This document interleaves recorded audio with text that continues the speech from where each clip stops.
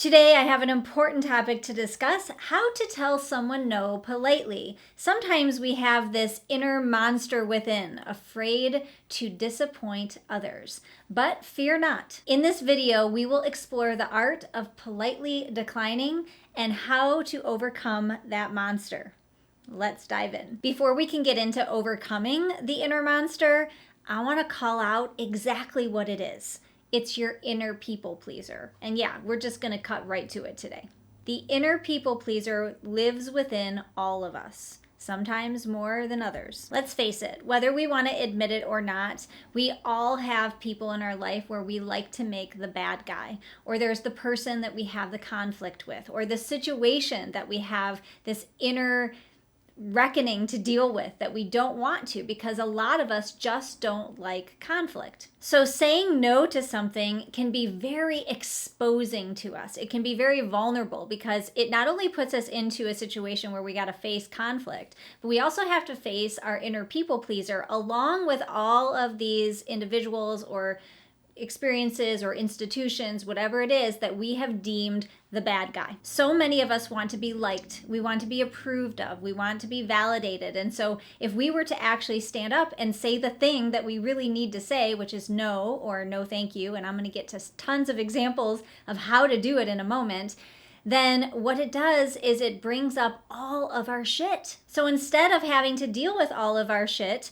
we lie, we avoid, we blame them, we make all kinds of excuses, and the list goes on. So imagine this scenario. You are a business owner and you have all kinds of people who are chomping at the bit, wanting more and more and more from you, and you don't know how to say no. So you're giving this and you're giving that, and you're over delivering here and you're over functioning over there, and then all of a sudden you become so overwhelmed and you become resentful of the people that you're supposed to be serving because you don't know how to say no. I have a client who's experiencing this right now, and she has so many people who are coming to her wanting more and more, and she doesn't have any idea how to politely say no. In fact, not only that, but it completely stresses her out to even consider it. So she would rather stay in the dysfunction, at least for a little while, until it gets so bad that she has to do something about it. The reason I'm talking about this with you in this way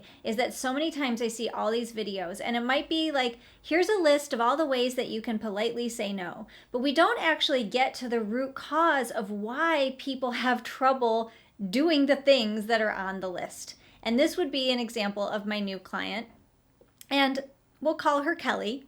And she has this client who is very forceful in asking for what he wants. She thinks he's the bad guy. She wants to make him the bad guy. She keeps avoiding him, putting him off. Half the time she was saying yes to everything until she got so resentful that she felt like she wasn't even honoring herself. In her words, she said, "I'm exhausted by all this and I just can't figure out how to say no. I need help." So let's break it down and get really honest. Her inability to say no is not just about how to say the words, but it's also that her goal is to really get the approval and the validation from the people outside of her. She might not be consciously thinking that, but that is definitely the case.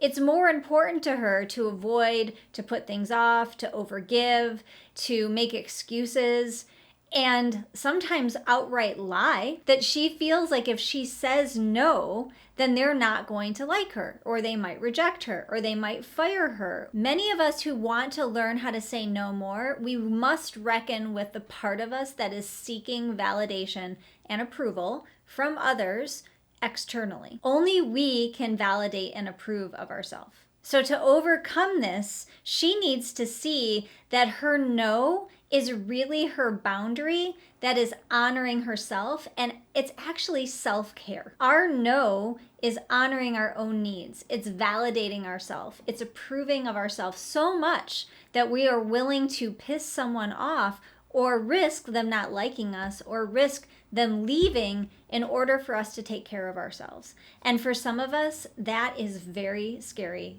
thing to think about and let alone do. I want to help you do it today. So now I want to talk about some strategies to really overcome this monster now that we've gotten a lot more honest about what it is. One of the first things I want to teach you in terms of a strategy right now is how to do two things: the awkward pause and silence, and also the 7-second pause where you breathe. So let me give you a couple examples. Maybe you're a small business owner and somebody asks you for a discount. And you answer by saying, "Thanks for asking, but no, I don't offer discounts at this time." Well, immediately the people pleaser wants us to keep talking, and we want to make excuses. We want to tell why we don't offer discounts, and we go into this whole diatribe of blah, blah, blah, blah, blah. And it just is there because of our insecurity. But what we can do from a place of power is we can practice the awkward silence, and we can count to 7 and breathe. They don't even necessarily have to know we're doing this if they're in front of us. We just sit there. We smile. We're polite. So it might look something like, "No, I don't offer discounts at this time, but thanks for asking."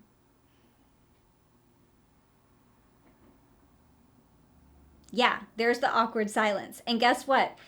The person on the other side will feel awkward from the silence, and they will speak. And they will likely say something like, "Oh, okay, I understand." And then they'll just pay you what you're asking. Or they'll say, "Oh, I understand. It's not going to work for me at this time." That's, they don't have the money. That's okay. Move on to the next person. So the awkward silence and the 7-second pause is for you to learn to sit with yourself. And you sit with a smile. You might be nervous. You might have beads of sweat dripping down your back. That's okay. How do you say no politely? Well, the first one is simply, "No, doesn't work for me right now." Or, "No, thank you." Or, "No, I appreciate you asking. That's so nice of you. Just not for today." Or, "No, not really comfortable with that right now. Thanks." "No, yep, yeah, it just doesn't work." "Nope, still doesn't work." "Wow, you're persistent. I really appreciate you asking." "Still no." We can walk away. We can, you know what a good response is? No response. We can also not respond. That one really tests people, especially our inner people pleaser. But no response is also a response. And remember, if they keep persisting, you need to learn the awkward silence, the 7-second pause where you breathe your body and you just smile. You exude confidence and kindness and love, and you don't say anything because you don't need to. What do they say, right? Like, no is a complete sentence. It really is. No, period. End of sentence. So the next part here is my client Kelly. We'll use her as an example. Now that she's gotten clarity on what really the monster is about, this inner people pleaser who has not been being honest, she has to reckon with the fact that she has always identified herself as a very honest person. And so she does not like to hear that she has been lying. People pleasers are the biggest liars. And yeah, I know, hard to hear. I, by the way, never wanted to identify as a people pleaser until, it blew up in my face and I started to see how I was people pleasing all over in so many of my relationships. And when we begin to shift this aspect of ourselves, it changes our relationships, and it changes them for the better because people start to respect you and you start to trust yourself in a whole different way. But it's mighty uncomfortable at first because when somebody's used to treating you a certain way, or they're used to always getting what they want, or hearing you make a bunch of excuses, the moment you start speaking up in your truth, standing up for yourself, being honest, brutally honest, but politely and kindly, which we'll get to. I'm not talking about being rude. I'm talking about speaking into what your needs are. When we start really doing that in our lives with other people, they don't know how to handle it. And so they might poke at us. They might test us. They might keep seeing if that we are someone who is willing to keep this going. Sometimes we have to see it this way, that the problem is really that we have been so used to not honoring our own needs and putting other people's needs ahead of our own. It's actually solving something for us. It's allowing us to cater to other people. Because if we cater to them, we secretly will feel like we're getting approval from them. But really what we're doing is we're just teaching them how to not really respect us. I find that when we put other people's needs above our own, this is really rooted in an addiction to adrenaline, because it creates so much chaos and drama in our life, and it literally impacts our physical body. And when we are rooted in some kind of addictive behavior, martyrdom would be another word for it, then what happens is that we become the person who's telling the lie.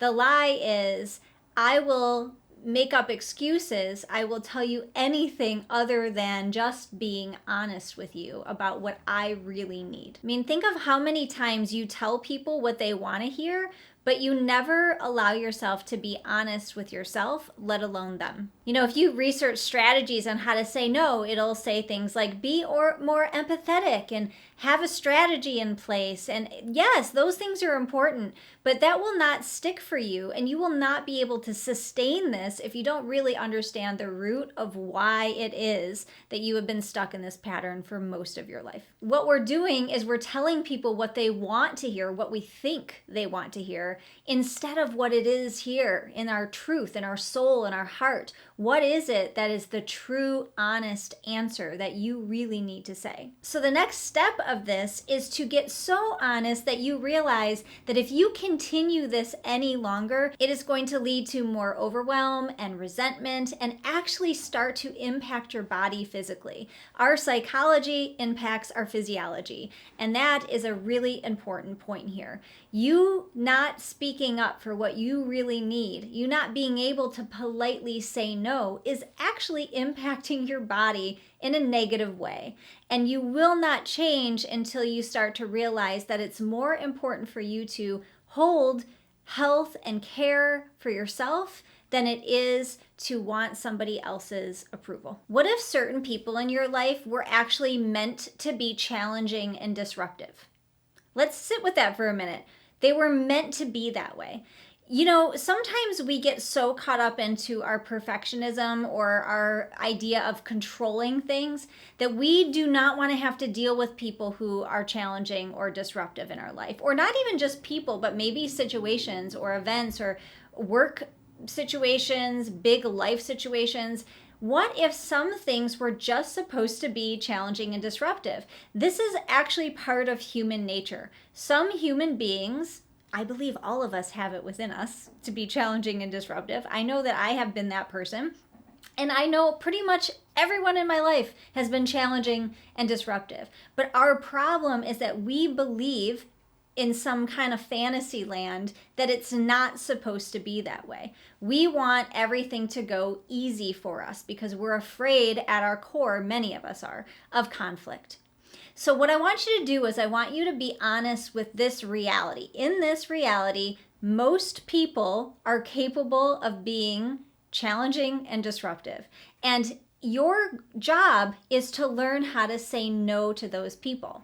And in the moments that you learn how to say no to challenging and disruptive people is actually part of when God, universe, comes into your life and is like, hey, I'm going to teach you one of the most profound lessons of empowerment and self-worth, and how to stand up for yourself, how to build your self-esteem, and how to truly trust yourself. So I know this is a big idea. It's a spiritual idea. But after a while, those challenging and disruptive people tend to be our biggest teachers on guiding us back home on how to use our voice, how to open up this chakra and speak up for ourselves. And maybe, just maybe, one day you can thank them. Maybe not in person, but in your head. I don't want you to be so wrapped up in other people's approval that you are willing to sacrifice your own needs. And when you get your needs met and you feel fulfilled and honest, then you can actually show up and be of the highest service. So it is a win-win for everyone involved. When you honor your own needs and you say no, everyone actually benefits. This isn't just about getting your own needs met. It is, but it's actually about getting your own needs met so that way you can honestly and authentically show up and be of service to way more people in your life. We were all put into this world for a unique reason. You are unique. There's no one like you in this world. And I want you to go out there and do your thing. And the more honest you are with yourself, the more you're going to trust yourself and trust that this God universe is bringing you the clients, the relationships, the experiences, everything that's going to align you with what you are here to do. If you found this video helpful, please like and share it and subscribe. I put out video content every single week. And if you have any questions at all, please put them below in the comments. I love connecting with you there. I'd love to hear from you. Oh, and make sure until the next video you stay empowered and keep saying no politely.